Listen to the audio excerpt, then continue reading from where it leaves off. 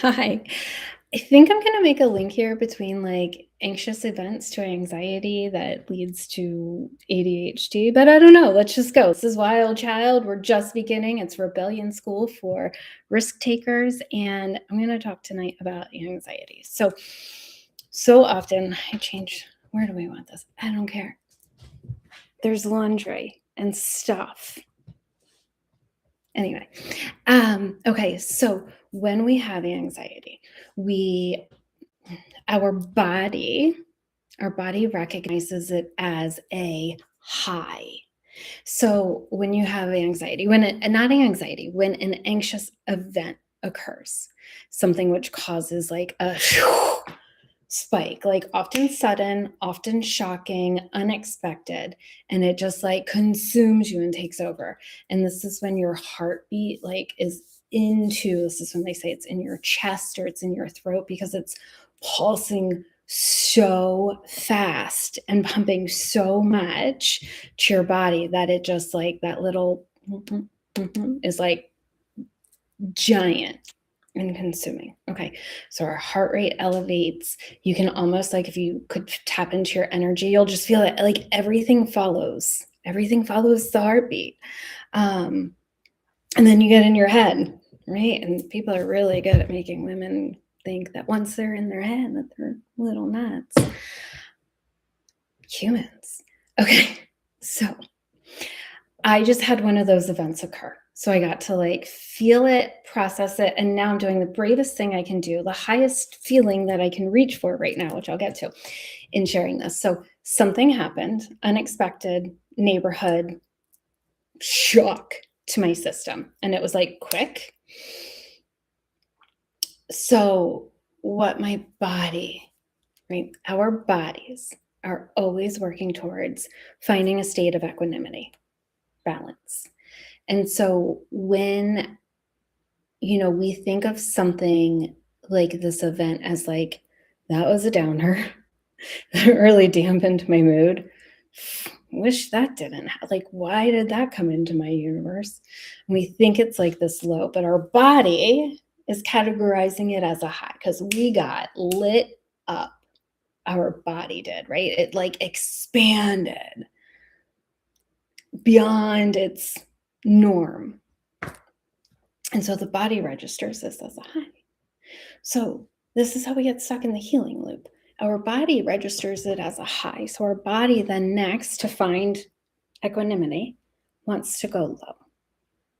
And some of us are really good at going low, right? And then we're like, oh, we got healing work to do. I'm going to heal the thing that started that thing, or like quick little sweep, get that energy out. And instead, healing is like, we got the microphone. The body is doing healing. Every cell that wants healing come to the forefront. And then we get tangled in this web and we get lost. And some of us become really, really, really good at doing the healing work. We become so good at it that our ego is like, got this. I'm good. Let's go. So the body is always reaching for equanimity. Now we can go in a few offshoots here. So if the body's always reaching for equanimity, right? If the body then gets out of balance, so we're like too high or too low, or we're just swinging between the two, up and down, up and down, up and down. Eventually the mind goes, oh, we're out of balance. So the mind wants to go in the opposite direction of wherever the body's going, right? You see this because the equanimity. Our body has its own system, our mind has its own system, and then the two of them combined have their own system. School's in session, guys. Wild Child, Rebellion School for risk takers. Yeah. Okay, take notes. I don't know where I'm going with this. Just feels like wisdom that comes on in that it's time.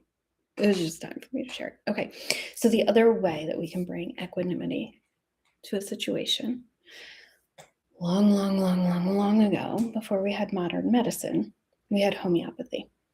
And the entire premise, the entire system of medicine, which is still used by some royals,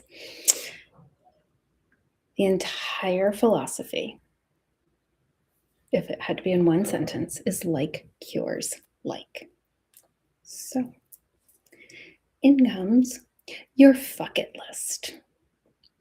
If we are not living with a bucket list, I don't know that we're doing life in the most fun way that we could. So, what's a bucket list?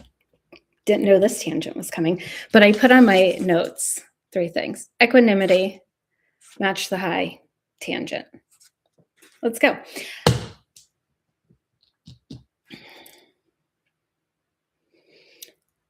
We often get confused when we're trying to overcome from an anxious event, which is just like usually a smaller catalyst that if we could just go right into healing and go, that's the only thing that's going to be swept out of here, we would sweep it out. But instead we go,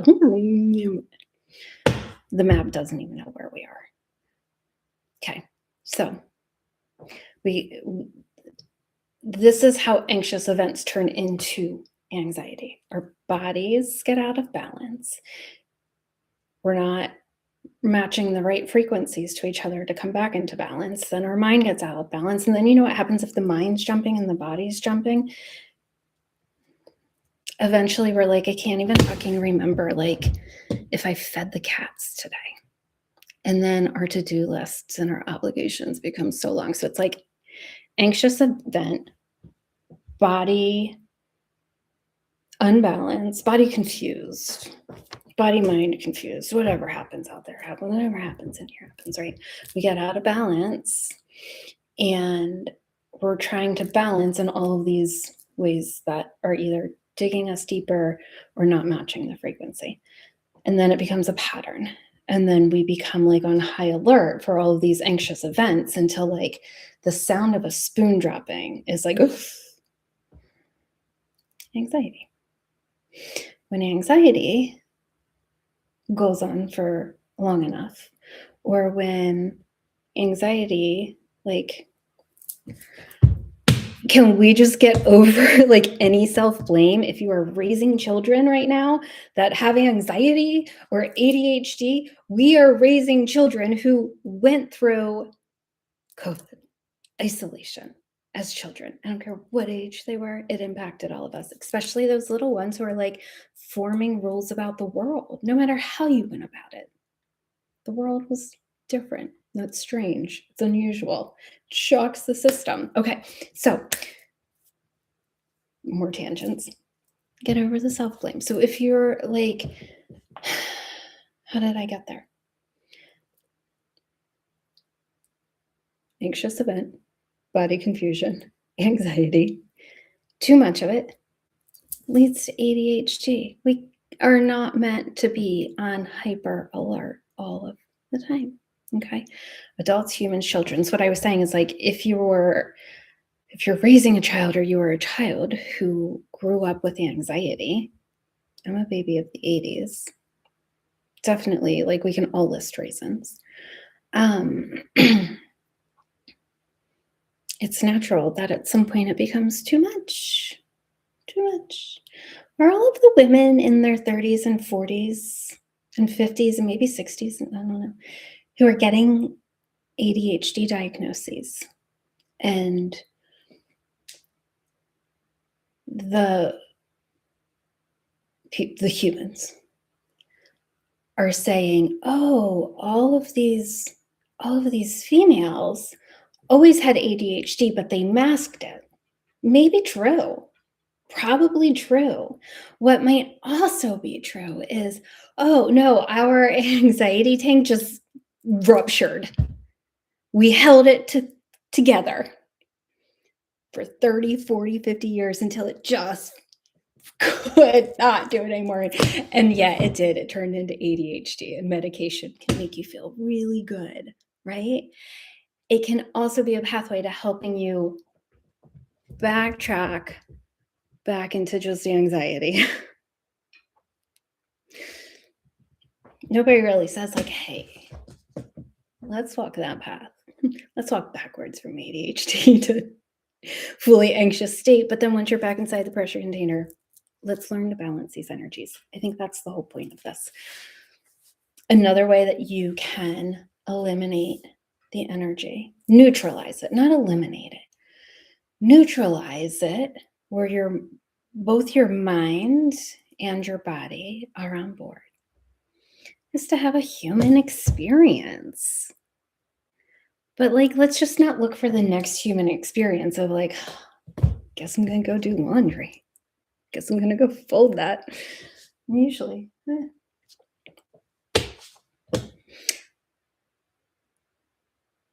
create an experience for yourself. So time's weird. 5, 6 years ago, I woke up one morning and I was like, I need to write a bucket list. So I went by the fireplace, probably with tarot and a journal, maybe tea, most likely coffee. And I wrote out 10 things that I wanted to do. 10 things that I was like, I'd like to do that. Sure. And they were easy things. They were things that could be accomplished. It's not a bucket list. It's not like, oh, I could do that. It's like, no, these are things that I have control over that I just don't do. These are things that I know would be really fun, but I hold myself back from doing them. These are the things that's like, oh, I've always wanted to do that thing. It sounds really weird though, and people might think I'm a little crazy, so I'm probably not. These are just all of the things. So I made a list of 10 of them. Some of them were wildly fun. Some of them were a little bit addicted to that healing world, maybe more than I knew, like write a list of 1,000 memories. I caution you against that. Let me give you a better one. No, there is no better. It's like, it was what it was. I only got through a few hundred. But man, when I had a therapist that wanted a timeline, I was like, I got one for you. He got through about the first 50 and was like, wow, we're going to need a few more hours. I was like, let's just get started. It's all coming out anyway. Okay, here's my hardest and most favoritist still to this day, and likely the one that transformed me the most. It was also the hardest to get started. On my bucket list, I wrote to dance outside in the rain in nothing but a white t-shirt and undies. Why those details? I don't know. Why am I sharing this? I don't know, because the words are just there. And I trusted them. I'm trusting them now.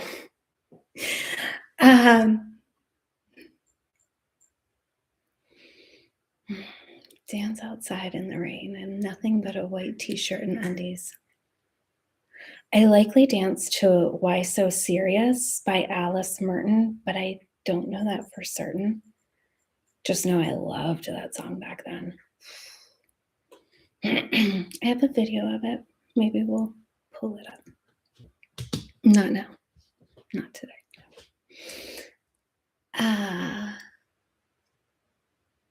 Here's what I had to bump up against on this very threshold right here. It poured rain, like the kind of rain that is only pouring down this much at this frequency if the heavens are calling you outside. Poured down rain. Day 1, I was like, oh, I'm going to do it. Didn't do it. Day 2, I was like, oh, I'm going to do it. Didn't do it. Day 3, finally, it was like, I'm kicking myself 24 hours a day because I'm not doing the thing that I said I wanted to do that I know is going to bring me joy, but like I can't do it. How messed up was my relationship with joy? Maybe. Very. The answer is very. During that time of my life, I couldn't even remember the last time I laughed. I remember journaling once. I don't think I've laughed more than 3 times this year. God, my heart goes out to that version. Wow. To anyone who feels like that, I see you. It was a really hard place to be. And it was also a very catalyst for me to make changes. That recognition right there, like, ripped me to shreds and was like, So this is the truth. What are we going to do?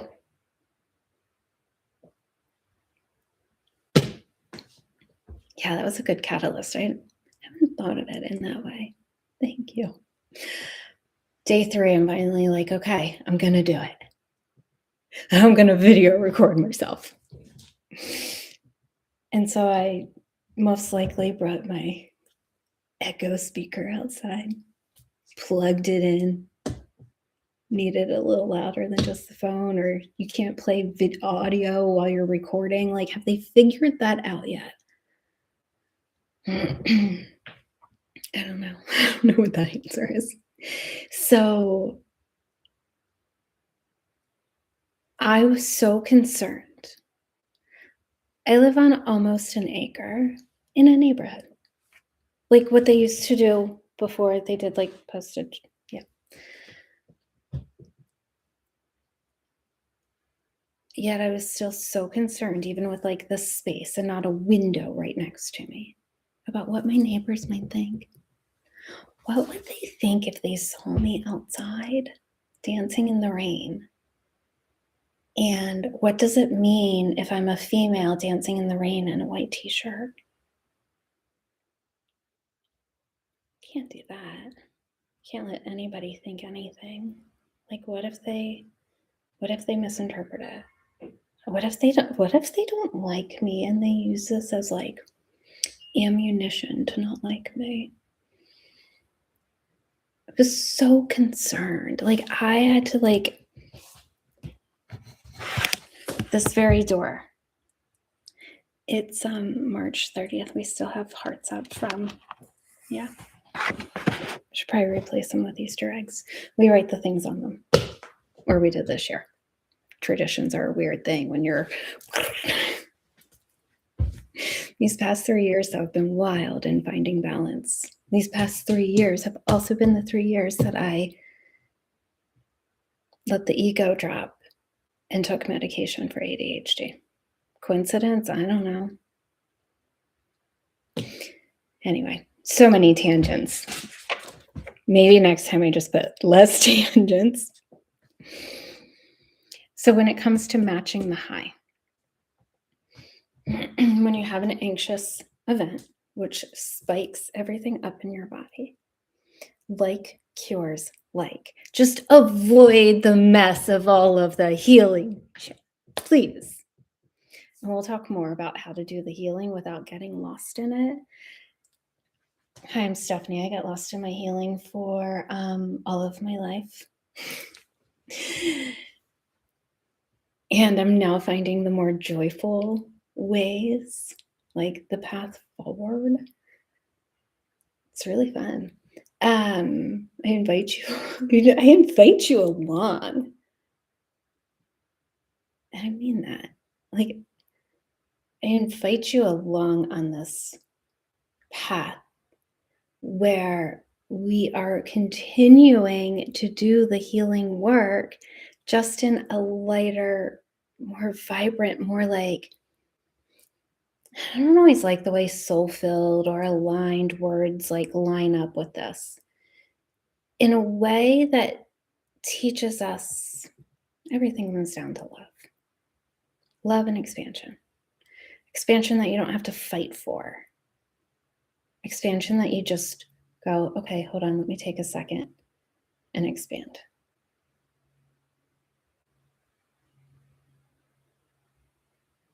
Feel that. I register that.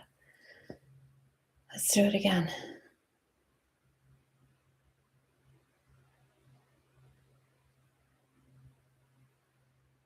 I probably tiptoed my way into OCD, but I never allowed myself to name OCD. I really like doing that 3 times, but I've like come way far back. Sometimes it shows up.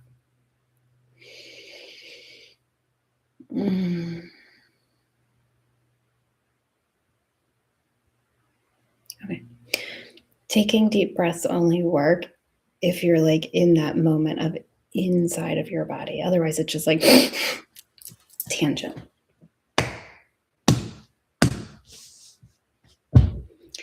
I don't always take my medicine, and I don't always want to be like, wee.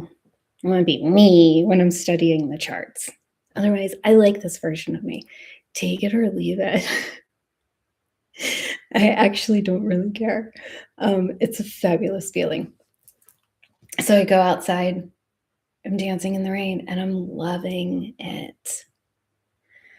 I love the feeling of my cold skin being danced upon by the raindrops. I love the feeling of, I had hair then, the rain just like dripping down my face. I loved the feeling of the shirt wet against my body. I just did. Don't shame me. Try it. I have a rule. Whatever you judge other people for, especially if it's a reoccurring judgment, just try it. See what it feels like. Okay. Highly encourage, dance in the rain and whatever it is you want to wear. That experience, getting over that threshold, like I can touch back into the feeling of dry inside, step outside, still kind of covered by like the awning slightly, to walking into the grass and meeting the rain, the water, the wetness, the queen of the West.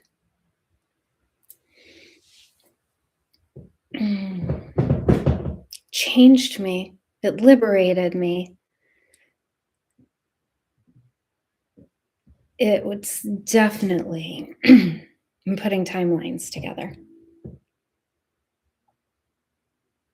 It's the start of my liberation. Okay, so we need a bucket list. You can put whatever you want on it, but make them things that, like, some things you can do in like a couple of minutes. Some things, you know, you can do over a day or whatever. Like, I don't want to give you rules or no rules, but like make them accomplishable without a shit ton of shame, is what I'm saying. Something you want to do, not something you should do, not something that if you did, you know, you'd feel better. Like something you actually want to do. And if you don't know what you want to do, that's okay. Just write anything down or write, I have no ideas yet, but I know that they'll come. Start a piece of paper. Write bucket list on it. Nothing else. If that's all you've got, you just get it started. When you start the momentum, when you're inside of the inspired energy, you're so much more likely to accomplish it because it just feels easier. When things feel easier, we get them done. When things feel hard, we just try and ignore them as long as we can. We have plenty of other things to get to. What this is going to do, so like a big anxious event comes up, like I had to make a phone call, police wanted to check things out, like anxious, well, I don't even need to share that. Can we, like, it's the only thing here I want to cut out. Erase that from your memory. It doesn't matter what the anxious event was, but it's this anxious event. Are they always scary and frightening? I don't think so. But like something registers something, our body registers something. Okay. 2 ways to equanimity. Just 2 ways. Like when we learn this, I mean, maybe there are more, but let's just say that there's 2. Like, what if there's only 2? Only 2 ways to equanimity. Right? Equanimity, balance. Equal-ish, right? High, low. High, for your note taking, low. Here's equanimity. Maybe here's equanimity, depending on like the topic of conversation. But I think when it comes to our body, our equanimity is pretty much, it's sitting somewhere. Okay. Probably some energy center. We probably all know what it is. But let's just like stick figure drawing, box, line, equanimity.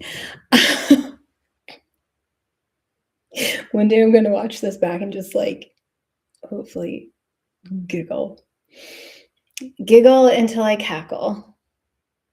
Those experiences are fun. Okay. Stick figure, box, get on track, Stephanie. Equanimity. There's what if. There's just 2 ways to get to it. So your body goes high. And so is it fair to say that we then can have a low experience to the same degree? Or whatever degree is needed based on where your equanimity is, right? In theory, yes.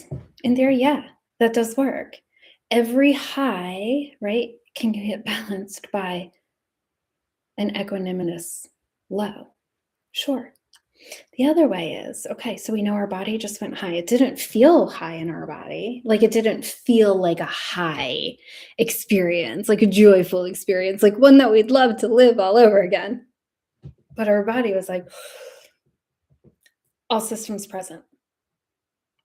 We're fully alert and present on this earth. Oh my God, presence.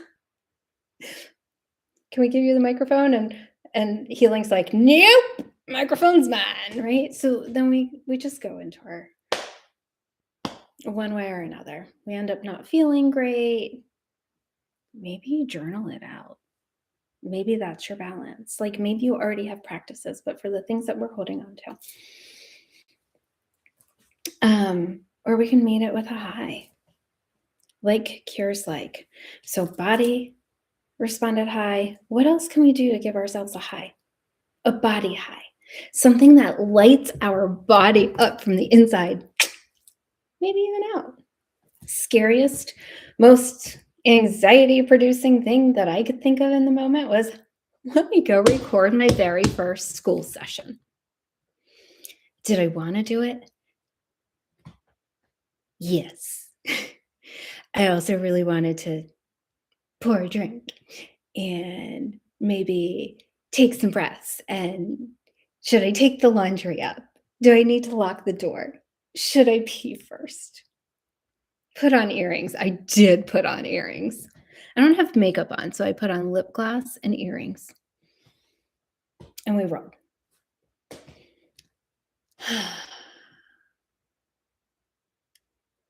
And I can feel that my energy has come down from here. And there's still like a tenderness to it. Like there's probably still, I gave myself a good body high. And I now probably need to do just a little equanimity up here in the brain, so that the brain and the body are both returned to its, we'll call them neutral states. So, cure for an anxious event. Only go low if you dare. Go low if you need to. Find a practice that balances. We're looking for mind, body, and body balance. Might be 2 separate things. Number 2 is coming up a lot. 2 is a good number. Or like cures like. So we notice that our body is in that elevated state. What else can we do to put ourselves intentionally into an elevated state? And I think that that is the entire key to the fuck it list. I don't know if I've ever said it like that. We write a fuck it list so that we don't have to think or come up with what would make me feel good right now when your body's like, we have a list. We know what the list is. We probably don't even have to look at the list if there are things that like truly are going to excite you. The things that are scary, but excite you. And you can match it. Whether it's that moment, that day, when you bring the intentionality to it, right? Hopefully within a week, because these things should be easy.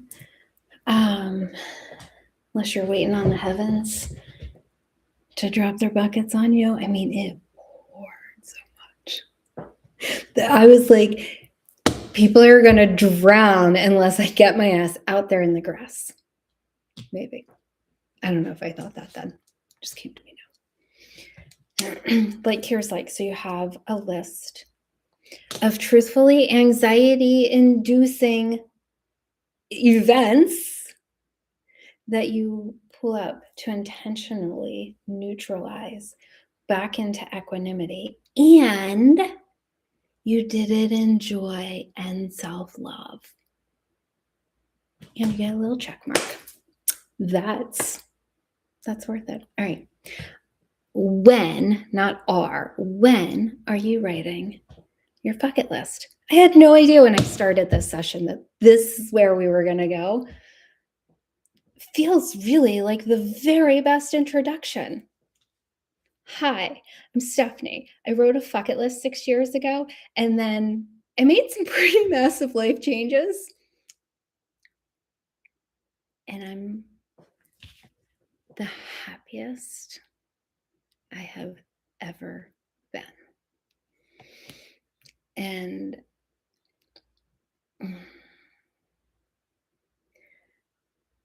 I'm not here to like sell anything. I'm not here to say, I'm going to get you through your healing faster. I'm not here to like, I'm just here to offer you some guidance based on my own experience and the loopholes that I saw and the intuition that comes in. She's been asking me to share for a very long time. It's time that we honor her. So let's end with a little gratitude for all of our inner goddesses, divine source of wisdom, inner God, Shanti, whatever you source, Gus, God, universe, source, whatever it is. It's all the same thing. Tap into whatever it is, even if it is a feeling that you get with another human, whatever it is that can drop you into that state where your body softens and your energy expands. And you take another breath and you empty and your energy expands. And then you do it 3 times because you think of me.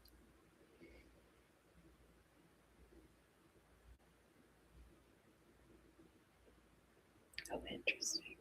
I immediately went to expand my energy because that's what was supposed to happen. And instead, once I stopped on that 3rd one, I was like, no, I just want to wrap you in a hug.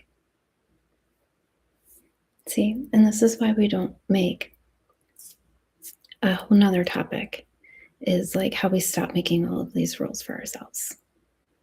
If you're interested, I'd love to share one time. All right, guys, bye.